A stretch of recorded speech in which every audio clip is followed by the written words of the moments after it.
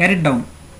चलो ठीक है, आपने एसेट कितनी की थी सर 1 लाख की, साल में डिप्रेशन कितना हुआ अपना 10,000, बराबर है कि नहीं। तो यहाँ पे लिखो दोनों साइड 1 लाख 1 लाख 1 लाख। चलो ठीक है, दोनों कॉलम में अमाउंट के कॉलम में रकम लिखना और पर्टिकुलर के कॉलम में नाम लिखना। 1 लाख होगा दोनों साइड। हाँ सर, अभी जो फर्क है 1 लाख की थी आपने 2010 को साल भर में कितनी आप एसेट अपनी घस गई, कितनी कम हो गई अपने एसेट 10,000 की, मतलब कितना बचा 90,000, बराबर है कि नाही। ये देखो ठीक आहे, वर्षाच्या शेवटी सीआर साईडला जाऊन डेप्रिशन घेतलं आणि त्यानंतर मनाने आपण फरक काढायचा। ये अपने मन से फर्क निकालना पड़ता है, बराबर है। अब यहाँ पे बोलो ना 4 नंबर मतलब जो स्टेप है उसमें क्या बोला है, सीआरला बॅलन्स पुढच्या वर्षी 1 तारखेला ओपनिंग म्हणजे डीआर साइडला घेणे। मतलब ये जो सीआर का बैलेंस रहता है ना, अभी अपनी साल की एंड में कितनी सर 90,000 की, बराबर है। तो अभी ये साल कौन सा है 10 से, बराबर है कि नहीं। तो आपने 11 साल का 2011 का डिप्रेशन निकालना है और 2012 का भी डिप्रेशन निकालना है, क्योंकि आपने कितना बोला 3 साल तक। आप आपके मन से डायरेक्ट निकाल दो ना। देखो आपने कितना लिया 1 लाख के लिए 2010 को, 2000 का डिप्रेशन कितना होगा सर 10,000, बराबर है कि नहीं। अपनी 2010 का 10,000, 11 का भी 10,000 और 12 का भी 10,000, मतलब हर साल 10-10 हज़ार से अपने को एसेट कम करनी है। मतलब कितनी 3 साल का 1 साल की 10, 2 साल की 20 और 3 साल की 30, मतलब टोटल मिला के 3 साल में वो 30,000 की कम होती है। लेकिन अकाउंटिंग के वैसे करते हैं। अब अपने को क्या करने का, डिप्रेशन काढले, बॅलन्स घेतले, सगळं झालं। आता शेवटची स्टेप, ये जो बॅलन्स रहता है यहाँ पे देखो, डीआर बॅलन्स पुढच्या अकाउंटच्या सीआरला घेणे, सीआरचे बॅलन्स पुढच्या वर्षी ओपनिंगला घ्या। ये देखो 4 नंबर की स्टेप पढ़ो और यहाँ पे लो, ये जो बैलेंस है ना तो अगले साल लो, यहाँ पे अगले साल की ओपनिंग की डेट डाल दो 1/1। ये अभी ऊपर देखो 2010 है ना, तो अगला साल कौन सा रहेगा सर 2011 रहेगा, बराबर है। यहाँ पे ओपनिंग पे यही नाम लेने का, खाली सीडी के अलावा यहाँ पे बीडी करने का। और ये साइड में 2 लिखते हैं अपने मन से, क्यों लिखते हैं उसका अलग मीनिंग है, बीडी, बराबर है। कितने अमाउंट सर 90,000, अमाउंट के कॉलम में 90,000 डाल दो। चलो सीआर साइड में वही आपने यहाँ पे देखो, डीआर को बॅलन्स मराठीत लिहिलं एकदम छान, डीआरला बॅलन्स घ्यायचे आणि सीआर साईडला डेप्रिशन घ्यायचे। चला सीआरला डेप्रिशन घ्यायला 31 दिसंबर 2011, ये 11 की ओपनिंग, ये 11 की एंडिंग की डेट। यहाँ पे क्या लेना, वही अपना डिप्रिसिएशन कितना, हर साल डिप्रिसिएशन 10,000 रहेगा, सेम रहता, सेम डिप्रिसिएशन कभी चेंज नहीं होता। ये क्वेश्चन में आ गया 10,000, बोलो 90,000 की अपनी एसेट थी, बराबर, हर साल 10,000 से कम करना। 2010 को कितनी की 1 लाख की थी, 10,000 से कम की कितनी हो गई 90,000, बराबर है। अपनी 11 साल की 2011 कितनी थी 90 की, हर साल 10,000 से कम करना। 2011 को स्टार्टिंग में 90 की थी, साल के एंड की तारीख डाल दी मैंने यहाँ पे, और यहाँ पे कितना लिया 10,000, हर साल 10 से कम करना। ये दोनों साइड में लिखो, जो अमाउंट बड़ी रहती है ना वो दोनों साइड लिखते, यहाँ पे लिखो 10,000। यहाँ पे क्लोज हो गया ऊपर का, मैं यहाँ पे कुछ डाल देता आपके लिए, आपको बाद में समझेगा। मतलब यहाँ हर साल यहाँ पे क्लोज होता, मैं आपको यहाँ समझने के लिए यहाँ पे रेड डाल देता, डायरेक्ट रेड कलर डाल देता, मतलब आपको समझ में आ गया।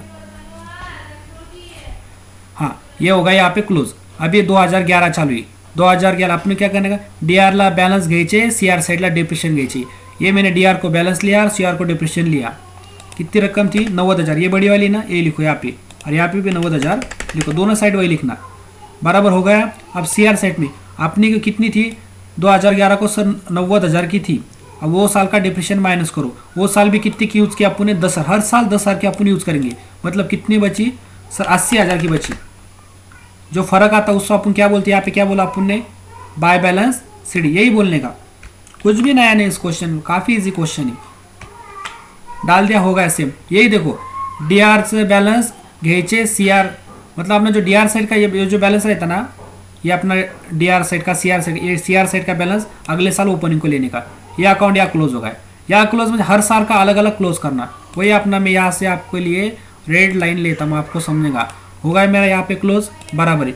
ले अगले साल की 10 हो गया, 11 हो गया, अभी कौन सा है 12 है, 1/1 12, बराबर है। वही अपना सेम नाम तो ये रहता, पूरा ही ले लो आप, ये बैलेंस डालना का आगे ऐसा ही रहता।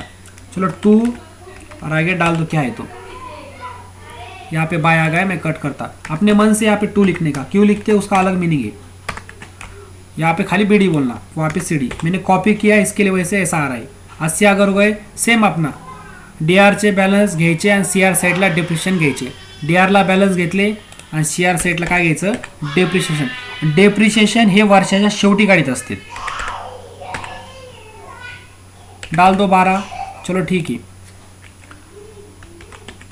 कितना है डेप्रिशिएशन, वही अपना same DEP account A/C account. हर साल कितना 10,000 का. लो यहाँ पे 10,000 बराबर है. ये अमाउंट ज़्यादा है, दोनों साइड लिखो. 80,000 80,000 80,000. अमाउंट के कॉलम में फिर से यहाँ पे भी 80,000. अपने मन से लिखने का. बोलो सर अपनी 2012 को 80,000 की संपत्ति, उस साल का भी डिप्रेशन माइनस कर दो. कितना है, कितनी खराब हो गई ये साल, 10,000 की. कितनी बची होंगे सर, 70,000. 80 की थी, ये साल 10 की खराब हो गई. कितनी बची, 70. उसको अपन क्या बोलते हैं सर, ये अपना नाम.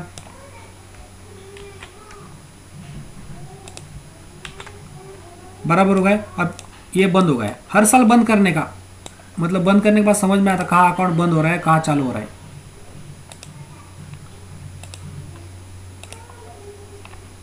चलो अगले साल, ये बैलेंस अगले साल लूँ. खाली ओपनिंग की तारीख डालने की.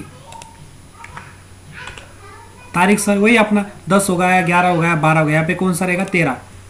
1/1/2013, सॉरी 13. यहाँ पे 13 डाल दिया मैंने. आपने कितने साल तक बोला सर, 3 ईयर तक. ये देखो 3 ईयर तक. 10 का हो गया, 11 का हो गया, 12 का हो गया, 13 का नहीं बनाने का. आपने बनाया भी तो कोई बात नहीं. वही सेम आपने ये तारीख लेने की, डिप्रेशन 10,000 लेने का. यहाँ पे 70 था, 10 माइनस हो गए, 60,000 आएंगे. बस वही है, हो गया बेटा, खत्म होगा डिप्रिसिएशन अकाउंट. कुछ भी नहीं रहता इसके अंदर. कितना इजी क्वेश्चन है.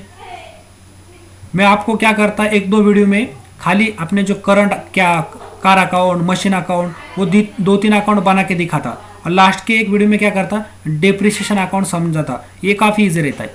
आपने कार अकाउंट बनाना तो सीख लिया ना, आपने कैसा बनाने का.